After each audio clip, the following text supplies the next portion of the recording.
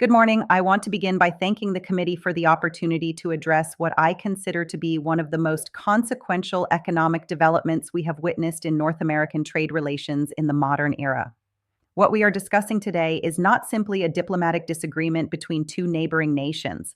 What we are discussing is the structured, deliberate, and increasingly irreversible severance of a $6.2 billion economic integration framework that has, for decades, served as the backbone of continental supply chain stability, cross border manufacturing coordination, and mutually reinforcing growth between the United States and Canada. This is not a matter of political preference or partisan interpretation. This is a matter of measurable economic consequence, and I intend to address it with the full weight of the data available to us. Let me begin with the foundational context. The United States and Canada share what has historically been described as the world's largest bilateral trading relationship. Prior to the current disruption, the two economies exchanged more than $900 billion in goods and services annually. That number is not abstract. It represents automotive parts crossing the Detroit-Windsor corridor multiple times before a single vehicle is completed. It represents Canadian natural gas flowing into New England homes during the coldest months of the year. It represents American agricultural technology being deployed across Canadian prairie farmland to feed export markets in Asia and Europe. It represents an integrated economic architecture so deeply embedded in both nations' industrial frameworks that the idea of severance, even partial severance, was, until recently, treated by most serious economists as an extreme tail risk scenario rather than a policy outcome deserving of earnest modeling. We are no longer in that analytical comfort zone. The $6.2 billion figure that anchors today's discussion represents the estimated annualized value of supply chain contracts, bilateral procurement agreements, and integrated logistics infrastructure that Canada has formally redirected, renegotiated, or structurally decoupled from American counterparts. This number, I must emphasize, is not a ceiling. Based on trajectory modeling conducted by Treasury's Office of International Affairs, in coordination with data from the International Monetary Fund and the World Trade Organization, this figure is more accurately described as an early indicator, a leading data point in what our models suggest could become a $40 to $60 billion realignment of North American trade architecture by the close of 2026 if current policy conditions persist without meaningful diplomatic correction. I want to be precise about what I mean when I use the word severance, because language matters enormously in economic policy discourse. I am not suggesting that Canada and the United States have ceased trading. That is not what is happening. What is happening is something more structurally significant and, in many ways, more economically damaging than an abrupt halt. What Canada is executing is a deliberate, phased, and strategically sequenced decoupling, a methodical redirection of procurement, infrastructure investment, and export orientation away from American partners and toward European, Asian, and domestic Canadian alternatives. This is not a reaction born of panic. This is a policy response born of calculation, and that distinction matters enormously when we attempt to forecast its duration and its depth. The immediate trigger, as this committee is well aware, was the imposition of broad-based tariffs under the framework of national security trade provisions, which subjected Canadian exports, including steel, aluminum, softwood lumber, dairy, and energy inputs, to cost burdens that fundamentally altered the economics of cross-border integration. When the price of doing business with your largest trading partner increases by 25 to 34% across key commodity categories, rational economic actors respond by seeking alternatives. Canada's federal government, its provincial trade ministries, and its major export industries have done precisely that. They have responded rationally. And that rational response is now producing consequences that are anything but small. Consider the supply chain architecture that underpins American manufacturing. Approximately 28% of the steel inputs used in American automotive manufacturing originate in Canada. Roughly 17% of the aluminum consumed by American aerospace and defense contractors passes through Canadian smelting and processing facilities. In the energy sector, Canadian natural gas accounts for nearly 98% of American natural gas imports, with particular concentration in the Northeast and Midwest regions where pipeline infrastructure creates geographic dependency that cannot be resolved through spot market purchases. These are not peripheral supply relationships. These are load-bearing columns in the structural architecture of American industrial production. And when Canada begins, as it has now begun, to systematically redirect these outputs toward alternative buyers, the stress on American supply chains does not manifest as a sudden collapse. It manifests as a slow compounding pressure, rising input costs, lengthening procurement timelines, declining production flexibility, that erodes competitiveness gradually but persistently. I have spent a great deal of my professional life studying the mechanics of economic integration and the costs of its disruption. What history teaches us with remarkable consistency is that the costs of trade severance are almost always underestimated in the short term, and almost always underestimated again in the medium term before they are finally recognized in full when the structural damage has already become difficult or impossible to reverse. We saw this dynamic in the aftermath of Brexit, where the United Kingdom's goods trade with the European Union declined by an estimated 15 to 20% in the years following departure, with productivity losses concentrated in precisely the manufacturing and agricultural sectors that had been most deeply integrated.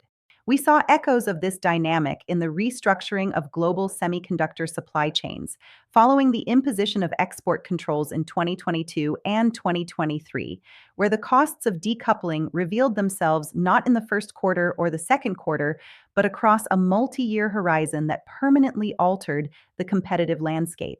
The Canada-U.S. situation carries its own distinct characteristics, of course.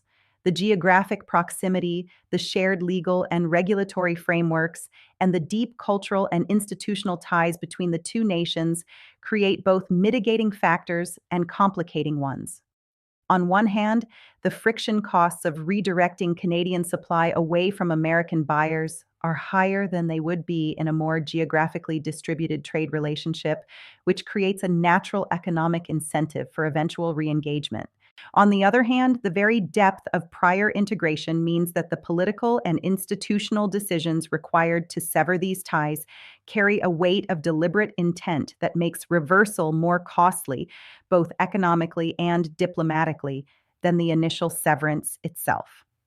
When Canada signs a 10-year supply agreement with a European steel consumer or redirects a natural gas pipeline toward a liquefaction terminal oriented toward Asian export markets, these are not decisions that can be undone with a phone call or a press release. They are structural realignments that create new dependencies, new contract obligations, and new political constituencies with a direct interest in their continuation. This is the economic reality that I believe deserves the committee's full and undivided attention this morning. The $6.2 billion figure is not a talking point. It is a threshold, a measurable indication that the severance of North American economic integration has moved beyond the realm of political rhetoric and into the domain of observable, quantifiable, and consequential economic action. And the question before us now is not whether this severance is occurring. The data confirms that it is. The question before us now is what it means for American workers, American industries, and American economic competitiveness in the years ahead, and what, if anything, our policy framework is prepared to do about it. I will address each of these dimensions in the sections that follow. But I want to close this opening statement with a reflection that I think is important for framing everything that comes after it. Economic integration between nations is not simply a policy choice. It is an accumulation of trust. Trust built through decades of reliable market access, predictable regulatory treatment, and consistent diplomatic engagement. That trust, once damaged, does not repair itself automatically when the policy conditions that damaged it are removed. It requires active, sustained, and credible effort to rebuild. The United States has significant work ahead of it if we are to arrest the trajectory we are currently on. And the time to begin that work is not after the damage has fully matured. The time to begin that work is now. When we examine the specific mechanics of supply chain disruption that flow from the severance of $6.2 billion in integrated North American trade infrastructure, we must resist the temptation to treat the phenomenon as a single event with a discrete and bounded impact. Supply chain disruption, particularly when it originates from the deliberate redirection of commodity flows rather than from an exogenous shock such as a natural disaster or a financial crisis, operates through a series of cascading transmission mechanisms that touch virtually every sector of the domestic economy in ways that are often invisible until they have already compounded into something significantly more difficult to address. It is through these transmission mechanisms that I want to guide the committee's understanding this morning, because it is only by tracing the full path of disruption from the initial point of severance through the intermediate layers of industrial dependency and ultimately to the consumer price level that we can appreciate the true magnitude of what is unfolding. Let me begin with the most immediate and measurable transmission channel, which is the direct cost impact on American industries that rely on Canadian commodity inputs as primary production factors. I have already referenced the steel and aluminum dependency in the automotive and aerospace sectors, but I want to expand that analysis considerably because the scope of American industrial exposure to Canadian commodity supply is far broader than the headline figures typically suggest. In the construction sector, Canadian softwood lumber accounts for approximately 30% of the structural lumber consumed in American residential and commercial building projects. At current tariff levels, the price premium on Canadian lumber has already contributed to an estimated $14,000 increase in the average cost of constructing a new single-family home in the United States. This is not a theoretical projection. This is a measured outcome that is already visible in housing start data, in contractor cost surveys, and in the mortgage underwriting models that determine whether American families can afford to purchase newly constructed homes. The inflationary transmission does not stop at the construction sector. It extends into the food supply chain with equal force and arguably greater visibility to the average American consumer. Canadian agricultural inputs, including fertilizers derived from Canadian potash, grain varieties developed through Canadian agricultural research institutions, and processed food products manufactured in Canadian facilities under integrated North American supply agreements, represent a non-trivial share of the American food production cost structure. When tariffs and retaliatory trade measures increase the cost of these inputs, food manufacturers face a binary choice: absorb the cost increase and compress already thin operating margins, or pass the cost increase forward to retailers and ultimately to consumers. In an environment where American households are already managing the residual inflationary pressures from the post-pandemic period, the addition of trade war-induced food price inflation is not a benign development. It is a regressive economic burden that falls most heavily on lower-income households, which allocate a disproportionately large share of their budgets to food expenditures. I want to be very specific about the energy dimension of this supply chain disruption, because I believe it is the area where the risks are most acute and where the timeline for adverse impact is most compressed. The United States imports approximately 97 to 98% of its natural gas imports from Canada. This is not a diversified import portfolio with multiple alternative suppliers waiting in reserve. This is a bilateral dependency of extraordinary concentration built over decades of infrastructure investment in pipeline systems that physically connect Canadian production basins, primarily in Alberta and British Columbia, to American distribution networks spanning the Midwest, the Northeast, and increasingly the Gulf Coast. When Canada begins, as it has now begun, to develop the infrastructure necessary to redirect a portion of these natural gas flows toward liquefied natural gas export terminals oriented toward European and Asian markets, the medium-term implications for American energy security are serious. I want to be careful here not to overstate the immediacy of the risk. The construction of liquefied natural gas export infrastructure is a capital-intensive, multi-year undertaking. Canada cannot redirect its natural gas exports away from the United States overnight, and the pipeline infrastructure that currently moves Canadian gas southward creates physical constraints on rapid redirection. However, the economic and policy signals that Canada is now sending through its investment commitments, its bilateral energy agreements with European partners, and its explicit statements of intent to reduce economic dependency on the United States are signals that market participants are already pricing into their long-term energy procurement decisions. American utilities, industrial gas consumers, and petrochemical manufacturers are beginning to factor Canadian supply risk into their capital planning horizons in ways that will shape infrastructure investment decisions for the next decade. The cost of that uncertainty is real, even before a single additional cubic foot of Canadian natural gas is redirected away from an American buyer. Beyond the direct commodity channels, the supply chain disruption that flows from this $6.2 billion severance operates through a second transmission mechanism that I would characterize as the intermediate manufacturing complexity channel. Modern industrial production, particularly in sectors such as automotive manufacturing, aerospace assembly, medical device production, and advanced electronics, does not involve a simple linear sequence of raw material inputs being transformed into finished goods. It involves extraordinarily complex, multi-tiered supply networks in which intermediate components cross international borders multiple times before they reach their final assembly destination. The integrated Canada-U.S. manufacturing corridor, centered on but not limited to the automotive cluster spanning Ontario, Michigan, Ohio, and Indiana, is perhaps the most sophisticated example of this kind of cross-border production architecture in the world. A modern automobile assembled at a plant in Michigan or Ontario may contain components that have crossed the Canada-U.S. border 6, 7, or 8 times during the manufacturing process. Engine blocks cast in Canadian foundries are shipped to American machining facilities, returned to Canadian assembly plants for installation, and ultimately incorporated into vehicles that may be exported to markets in Europe or Latin America. When tariffs and trade restrictions introduce cost friction at each of these border crossings, the cumulative impact on vehicle production costs is multiplicative rather than additive. A 25% tariff applied at each of 7 border crossings does not produce a 25% cost increase.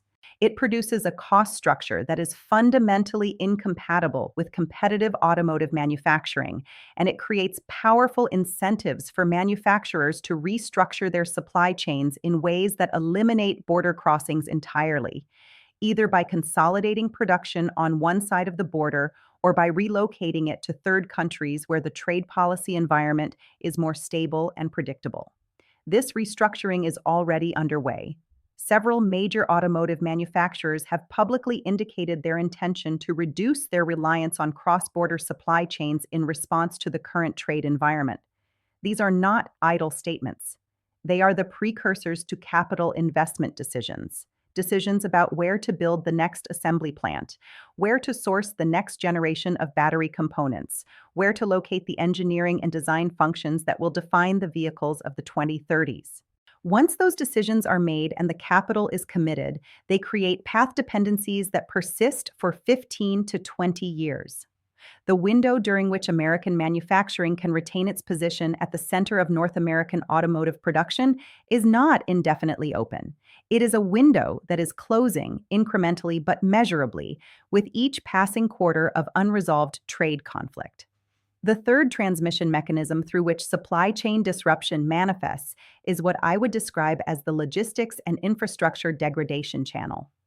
The physical infrastructure that supports integrated North American trade, the border crossing facilities, the rail networks, the pipeline systems, the port facilities, and the customs and regulatory frameworks that govern the movement of goods, was built and optimized over decades on the assumption of high-volume, low-friction cross-border commerce. When trade volumes decline, this infrastructure does not simply sit idle waiting for commerce to resume, it deteriorates. Maintenance investment declines because the revenue base that supports it shrinks. Operational expertise disperses as workers and managers migrate to industries and geographies where their skills are in demand. Regulatory coordination mechanisms atrophy as the political and bureaucratic attention that sustains them is redirected toward other priorities.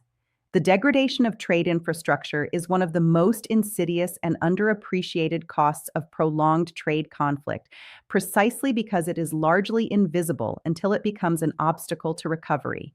When the political will to restore normal trade relations eventually emerges, as it always does, because the economic costs of sustained conflict ultimately become too large for political systems to ignore, the rebuilding of degraded infrastructure adds time, cost, and complexity to the recovery process. The restoration of trade flows is not simply a matter of removing tariffs and signing new agreements. It requires rebuilding the physical and institutional infrastructure that makes high volume, efficient cross border commerce possible. And that rebuilding takes years, not months. I raise this point not to be pessimistic about the prospects for eventual recovery, but to be clear eyed about the full accounting of costs that the current policy trajectory is generating.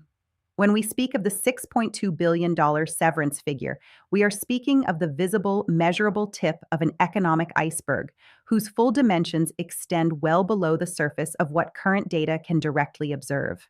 The supply chain disruption costs, the inflation transmission effects, the manufacturing restructuring incentives, and the infrastructure degradation dynamics that I have described in this section represent the compounding substructure of a problem that will grow more expensive to address with each passing month of inaction. The American economy is resilient. I have said this many times, and I believe it deeply.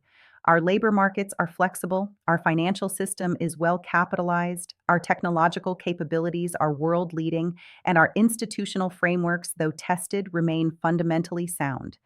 But resilience is not immunity. Resilience means the capacity to absorb shocks and recover from them. It does not mean the capacity to absorb shocks indefinitely without cost.